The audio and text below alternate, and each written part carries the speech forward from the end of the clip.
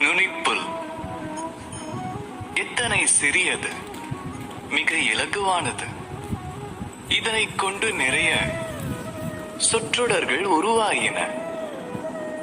எனினும் சிந்தியுங்கள், வீசும் தென்றல் இந்த நுனிப்புல்லினை உங்கள் விழிகளில் கொண்டு வந்து வீழ்த்தினால் அப்போது பெரும் வேதனையை அனுபவிப்பீர்கள். ஒருவேளை இதே நுனிப்புல் தீயினால் கனன்று எரிந்தால் ஒரு கானகத்தையே கூட இது சாம்பலாக்கலாம்.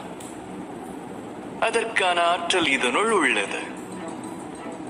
ஆக நினைவிருக்கட்டும், வாழ்க்கையினில் ஆகிருதி கண்டு என்றும் அஞ்சிட வேண்டாம். அதுபோல என்றும் சிறு உருவமாக இருக்கிறோம் என்று தயங்கவும் வேண்டாம். ஏனெனில் சிறிய எறும்பும் கூட வேளை வரும் வேளையில் மலை போன்ற யானையையும் வீழ்த்தும் வல்லமை படைத்ததாகும்.